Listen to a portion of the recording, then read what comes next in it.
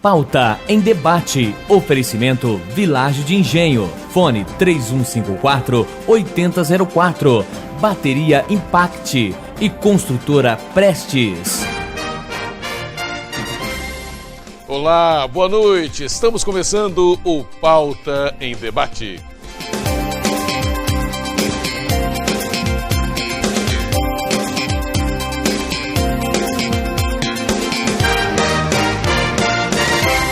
Pois é, meu amigo, boa noite para você também, minha amiga. Eu estou aqui com uma capa da Gazeta do Povo, que eu achei muito interessante, eu quero mostrar para você. Olha só. Trump venceu, com uma charge bem bonita dele. E agora, José, como diria o poeta? Também na Folha de Londrina, Caderno Mundo, Trump derruba previsões e é eleito presidente dos Estados Unidos da América. É claro que você já sabe disso. Teve gente que ficou de madrugada procurando lá, né, a apuração, eu inclusive. E agora, como é que fica essa história? O que vai mudar na sua vida, na minha vida, o que muda no mundo? Para falar um pouquinho sobre isso, para analisar essa vitória, essa mudança cataclísmica nos Estados Unidos, está conosco o professor de Sociologia da Universidade Estadual de Londrina, Ronaldo Baltar. Professor, seja muito bem-vindo, ótima noite. Prazer estar aqui. É uma situação bastante inusitada, né? A eleição do Trump vai dar muito trabalho para a gente analisar e ver todos os desdobramentos, né, que isso vai acontecer. Mas é importante ter, claro, assim, em primeira mão, foi uma eleição dividida. Né? Então não foi uma vitória fácil, não dá para a gente imaginar que os Estados Unidos como um todo pensa como o Trump. Uma eleição muito disputada, muito dividida, inclusive dentro do Partido Republicano. Os jornais trazem algumas avaliações, inclusive uma pesquisa do USA Today, né, que mostra, derrubou alguns mitos que os analistas tinham no momento pré-eleição, como, por exemplo, que os latinos não votariam no Trump. Segundo a pesquisa do jornal USA Today, 1/3 dos latinos votou no Trump, apesar dele falar que vai construir um muro separando o México e todo um discurso xenófobo. Outro mito, que as mulheres não votariam no Trump. Segundo a pesquisa, uma parcela expressiva das mulheres, particularmente as mulheres evangélicas do meio oeste, mais de 2/3 das mulheres evangélicas do meio oeste votaram no Trump. Ainda algumas minorias asiáticas, por exemplo, né? Não foi maioria, mas teve votos de asiáticos, de judeus. Como explicar? Ele, durante todo o tempo, teve uma postura agressiva, né, para os padrões ocidentais, para os nossos padrões, e ele sempre não fez questão nenhuma de poupar ninguém, né? Não foi o que nós esperamos, que se espera ultimamente do politicamente correto, né? Um Obama, que é sempre um cavalheiro, sempre com palavras certas, um Bill Clinton, que é um lord, né? Ele mais se aproxima do Reagan ou do George W. Bush, né? Que o George W. Bush falava algumas coisas erradas, mas ele provoca mesmo, grosseiro, abraça mulheres de biquíni e faz gracejos. Como que isso cai? Como que a avaliação que o senhor cai, primeiramente, dessa figura tão excêntrica que é Donald Trump? É uma coisa que a gente tem que levar em consideração nas pesquisas que estão corretas, que como estava falando, são bem divididas dentro da campanha, um elemento que foi muito forte e que pegou os americanos de maneira tocou os americanos de uma maneira especial foi a questão da geração de emprego e de renda. Ele tem uma proposta protecionista, ele vai trazer de volta, se ele cumprir o que propôs, vai trazer de volta as indústrias, os empregos que saíram dos Estados Unidos, foram para a China, para o México, para o Vietnã, ele vai trazer de volta, multando as empresas que abrirem, né, postos de trabalho fora e incentivando as empresas que, com redução de impostos, as empresas que mantiverem, né, sua planta nos Estados Unidos. Então esse argumento foi muito forte para todos os americanos, né? O desemprego lá está caindo, né? Então não é o desemprego que era há alguns anos atrás, né? Com a crise de 2008, 2009, hoje está em 4%, mas mesmo assim há uma perspectiva, né, de melhoria, né, de mais emprego e principalmente mais renda. Então esse discurso pegou os latinos, pegou as mulheres, a população negra, mais do que o discurso cidadão, vamos dizer assim, né, que o Partido Democrata faria. E uma outra coisa que se soma a isso é que a Hillary tem uma rejeição muito grande.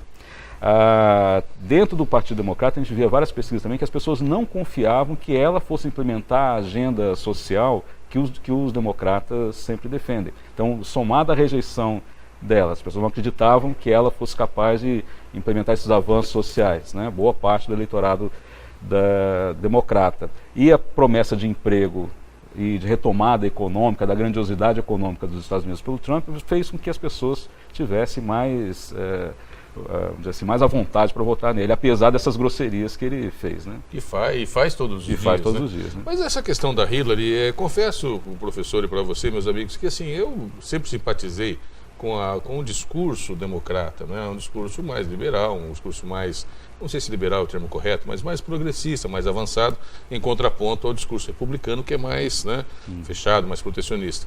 Mas, sinceramente, a Hillary não consegue encantar, né? Mesmo quando ela disputou a indicação em 2008 com Barack Obama, o mundo torcia para o Barack Obama, que era um desconhecido, em contraponto a Hillary, que era já uma ex-primeira-dama, do Bill Clinton, que era uma simpatia. Falando em simpatia, esse é um ponto que eu gostaria de abordar com o senhor e com os amigos. Donald Trump fala horrores, mas sorri, abraça, né? É um tipo meio bonachão, lembra um pouco aqueles generais russos, né, do pós-guerra, né, os líderes russos. E a Hillary é o discurso correto, certinho, mas ela tenta sorrir, mas o sorriso dela não convence. Nós ainda nos encantamos com o político simpático, boa praça. O carisma é fundamental, né? Na política, inclusive a construção do marketing em torno do personagem, até para eliminar um pouco os excessos que ele cometia, né? Com as imagens, toda a campanha que se fazia em torno dele.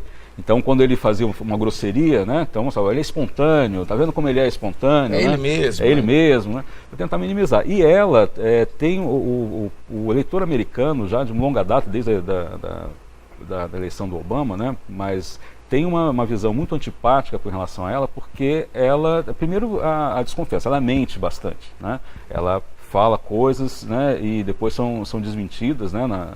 Então isso gera uma desconfiança muito grande no eleitor. E depois ela teve uma prática no governo bastante intervencionista, militarista, né? E isso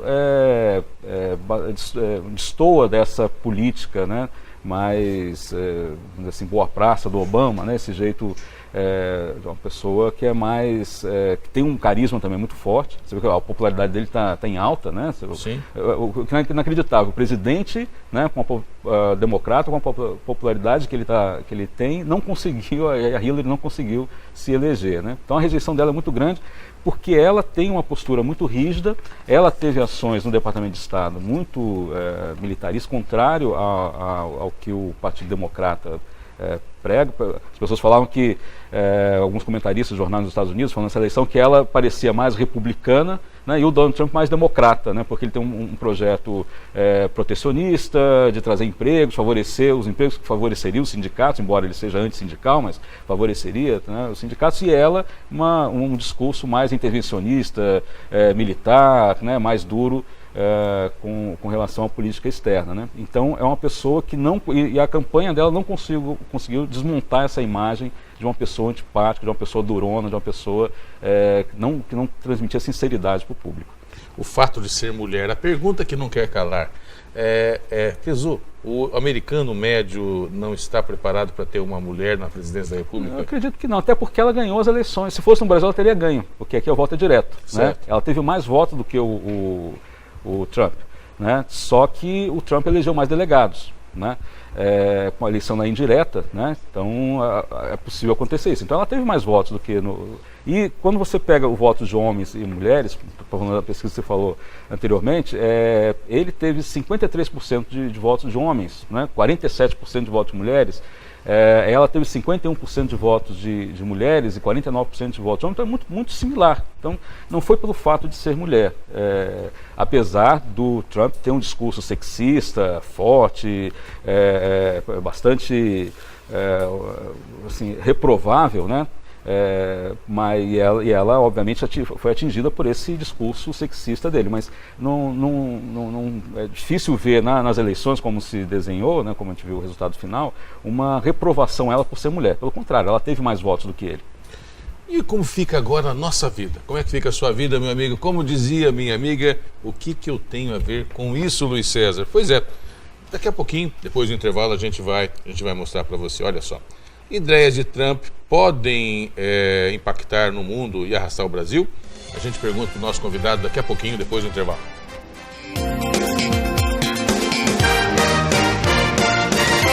Há mais de 49 anos, a Santa Casa mantém-se fiel à sua filosofia, ser um hospital focado no atendimento humanizado, preocupado com a qualidade da assistência médica e hospitalar. O hospital investe na promoção da saúde com constante qualificação de seus profissionais, bem-estar dos pacientes e excelência dos serviços com tecnologia de ponta. Todos os dias, aproximadamente 70 pessoas são atendidas pela Santa Casa, por um time de 230 colaboradores e 68 leitos, além de uma média mensal de 1.500 atendimentos de emergência. Soma-se ainda mais 660 atendimentos ambulatoriais particular e convênio, mais de 100 cirurgias, 380 internações e 126 nascimentos todos os meses.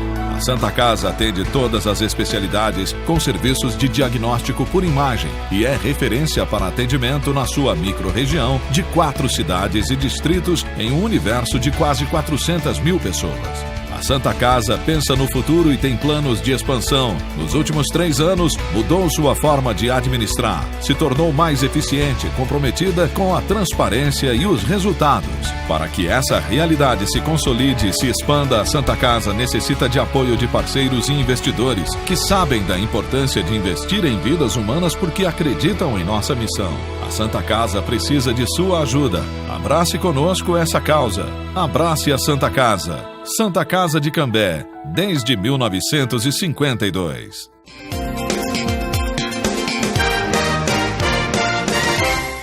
Estamos de volta com o Pauta em Debate, nesta noite conversando com o professor Ronaldo Baltar, professor de Sociologia da Universidade Estadual de Londrina, analisando a vitória de Donald Trump para a Casa Branca e o que pode acontecer depois, a partir de agora, né, já que ele ganhou, o que pode acontecer. Alguns jornais também começam a analisar isso, né? Por exemplo, aqui o Caderno de Economia da Gazeta do Povo, né? Ideias de Trump ideias controversas podem impactar o mundo e podem arrastar o Brasil. Será? Isso pode, de fato, claro, a gente avalia a situação sempre quando um presidente norte-americano vence a eleição, sob o ponto de vista da política externa. Até porque, para nós aqui, embora muitos queriam fazer parte dos Estados Unidos, mas nós somos um outro departamento. Né?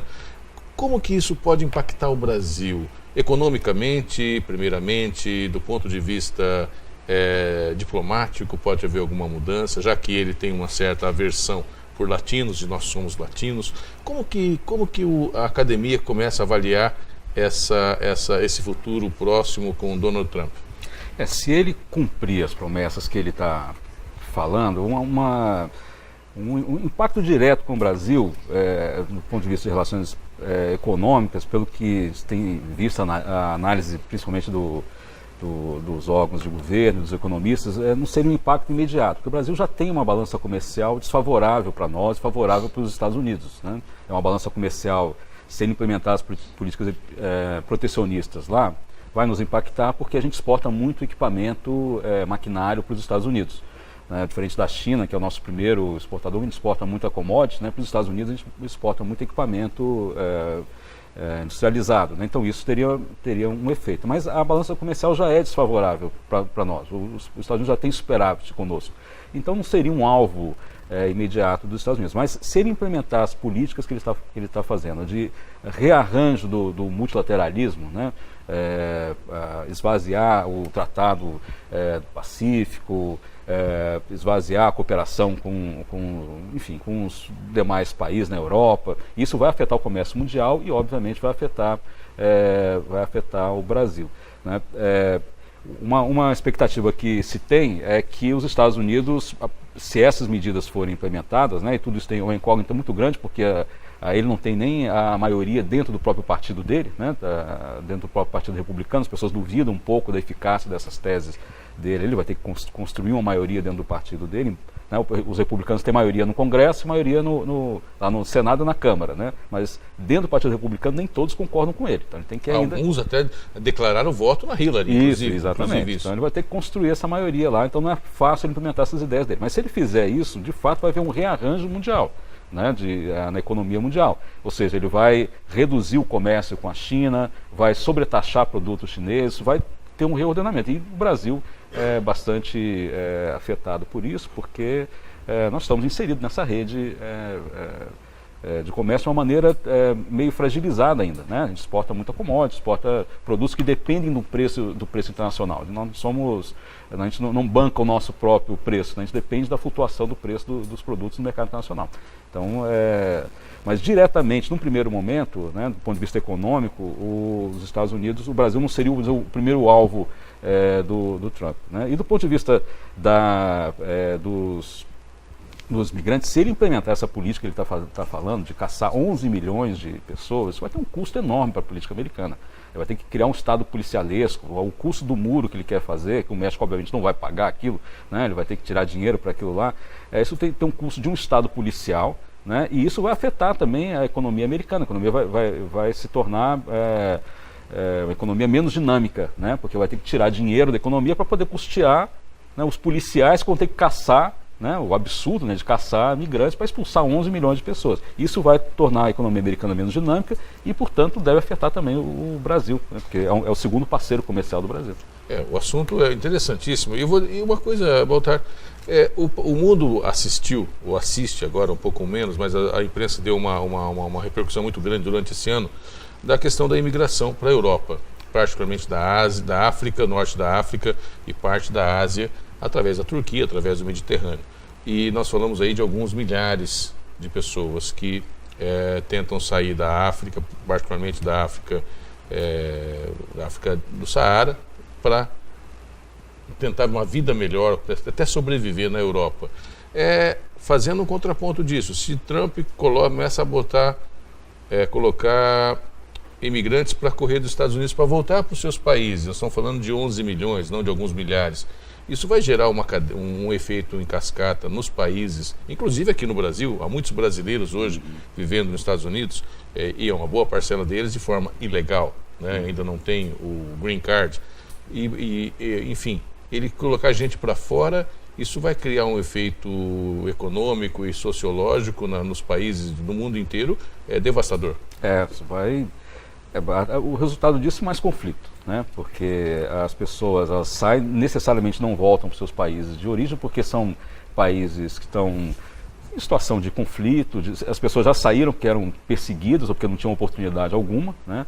A Síria, né? Agora com a desestabilização lá, né, do Iraque, né, com a retomada, né, do que o Iraque está fazendo em relação ao Estado Islâmico. Então, setores ali que eram perseguidos, né, pelos dois lados, né, com a Turquia ali também, perseguido pelos iraquianos, perseguido pelos turcos, perseguido pelo Estado Islâmico. Esse pessoal migra para a Europa, para os Estados Unidos. O pessoal não tem como voltar de onde saiu, né, até que a situação volte a ser estável. E muita gente.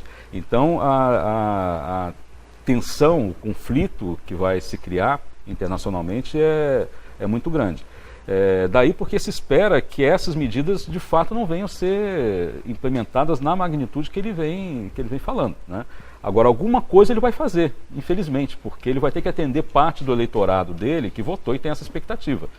Por exemplo, deixa eu interrompê-lo, ele pode talvez não mandar de volta os 11 milhões que ele fala, mas ele pode endurecer muito a entrada de novos migrantes. E se pensar o seguinte, vai endurecer, os Estados Unidos já vem endurecendo essa entrada de novos imigrantes e a concessão desde o governo Obama. Ele vai endurecer mais ainda, né, muito provavelmente. E tem que pensar o seguinte, a economia hoje americana, ela tem vamos supor esses 11 milhões de pessoas trabalhando lá. Se 11 milhões de pessoas saem, isso dá um impacto na economia americana. Quem que vai ocupar esses postos de trabalho? Se os estrangeiros estão lá fazendo esse trabalho, porque os americanos não querem fazer esse trabalho. Alguém vai ter que fazer esse trabalho ou a economia vai entrar num buraco, né? Então, esses arranjos migratórios, eles cumprem uma função econômica também, né?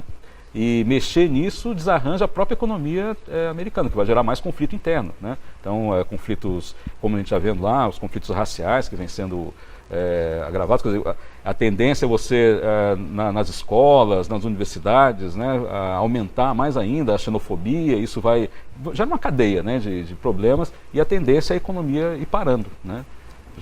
Quero agradecer muito a presença do professor Ronaldo Baltar, professor de Sociologia da UEL, aqui no Pauta em Debate, analisando a vitória de Donald Trump. Para a gente encerrar, para nós aqui no mundo normal do Brasil, além da questão da economia, que pode aí dificultar um pouco a retomada do crescimento do país, que todos nós esperamos, algum impacto maior no horizonte? Impacto, acho que é para 2018. Né, nas eleições de 2018, né, candidatos aqui no Brasil, no espectro político, que se identificam com as propostas do Trump, tendem a se sentir mais fortalecidos e vão usar e não só no Brasil, mas em outros países também, na Europa, né, esses candidatos mais conservadores, né. O Bolsonaro da vida. Bolsonaro, né, Bolsonaro já publicou no Twitter dele, dizendo que 2018 espera, ele vai ser o Trump, né, no Brasil, né. Então esses candidatos, na eleição de 2018, eu acho que seria o nosso primeiro impacto sentido aqui no Brasil, seria o fortalecimento dessas candidaturas que se identificam com o discurso, com as propostas do Donald Trump. Para a gente encerrar mesmo, a curiosidade é enorme. Vivemos uma nova onda super conservadora, que achávamos que era só no país, mas ela, pelo jeito, ela vem lá de cima também. Isso, a onda conservadora no mundo inteiro, começou na Europa, nos Estados Unidos, aqui no Brasil, na América Latina a gente percebe isso, né? Resultado, né, das conjunturas locais nos países da América Latina, mas também articulado com um movimento internacional, né? E o Trump, ele simboliza um pouco isso, né? Uma conjunção de problemas locais, desemprego, a necessidade de retomar uma imagem da América, volta ao passado, né? Então, o mesmo discurso do Putin lá na Rússia, vamos voltar à grandiosidade da Rússia, o mesmo discurso da direita na França, a grandiosidade da França, um passado idealizado de grandeza. Então, você tem uma conjunção de fatores locais com um discurso internacional, né, de fortalecimento da pátria grande, do grande país que nós fomos no passado. Do grande irmão. Isso. Muito obrigado pela presença, uma ótima noite. Muito obrigado, prazer. Agora a gente vai dar uma dica para você mais leve, uma dica de como morar muito bem aqui na cidade. Vamos falar de uma coisa boa, aliás, do melhor negócio imobiliário dos últimos tempos na região norte da cidade, o Jardim Verona. Apenas 3 minutos da Saúl Elquinde ao lado do Jardim Maria Cecília, que você conhece tão bem. Terrenos a partir de 252 metros quadrados com 12 metros de frente, uma metragem que permite, por exemplo, 2 casas geminadas. Agora, o melhor, tudo isso com parcelas a partir de R$ 595. Meu amigo, olha só o que estou dizendo. Você vai morar a 3 minutos da Saúl Elquinde e ao lado do Maria Cecília, com parcelas a partir de R$ 595. É bom demais. Agora, para ser melhor ainda, é importante você saber quem garante o Jardim Verona. A Protenge Urbanismo, uma empresa com 30 anos de mercado e com mais de 10 loteamentos entregues aí na região norte. Então, você já sabe, quer morar bem a 3 minutos da Saúl, pagando pouco? É só no Jardim Verona. Procure hoje mesmo o plantão de vendas, que fica na Saúl Elquinde 3139, ao lado do Corpo de Bombeiros. Ou ligue agora 3356-6060. A gente vai agora para mais um intervalo, daqui a pouquinho mais informações no Pauta em Debate.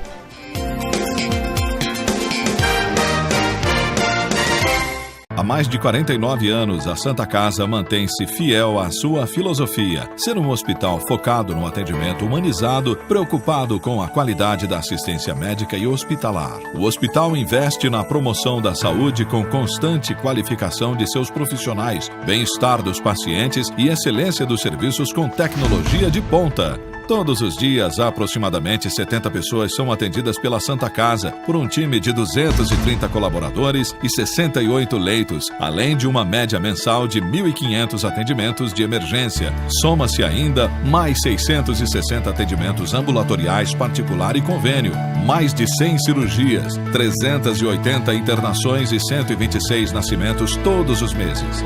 A Santa Casa atende todas as especialidades com serviços de diagnóstico por imagem e é referência para atendimento na sua microrregião de 4 cidades e distritos em um universo de quase 400 mil pessoas. A Santa Casa pensa no futuro e tem planos de expansão. Nos últimos 3 anos, mudou sua forma de administrar, se tornou mais eficiente, comprometida com a transparência e os resultados.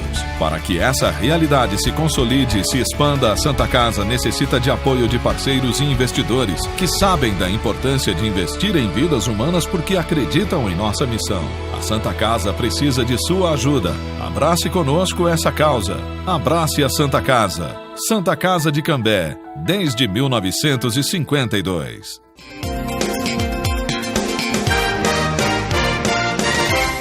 Estamos de volta com o Pauta em Debate. Quero deixar o espaço aqui, é claro, à disposição de todas as pessoas e instituições citadas em nossa entrevista, querendo modificar, querendo fazer no contraponto, né? Colocar a sua posição. O espaço está, é claro, aberto e sempre à disposição. Só quero mostrar para você, meu amigo, mais uma matéria aqui, também da Gazeta do Povo, que eu achei bem interessante e que fala um pouquinho sobre tudo isso que nós conversamos hoje.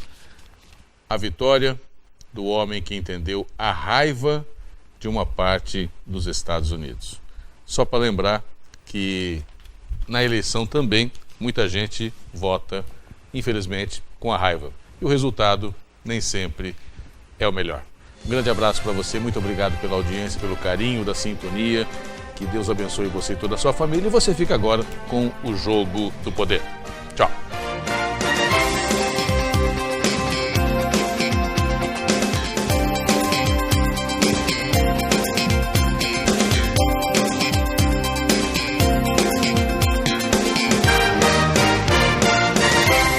Pauta em Debate. Oferecimento Vilagem de Engenho. Fone 3154-8004. Bateria Impact e Construtora Prestes.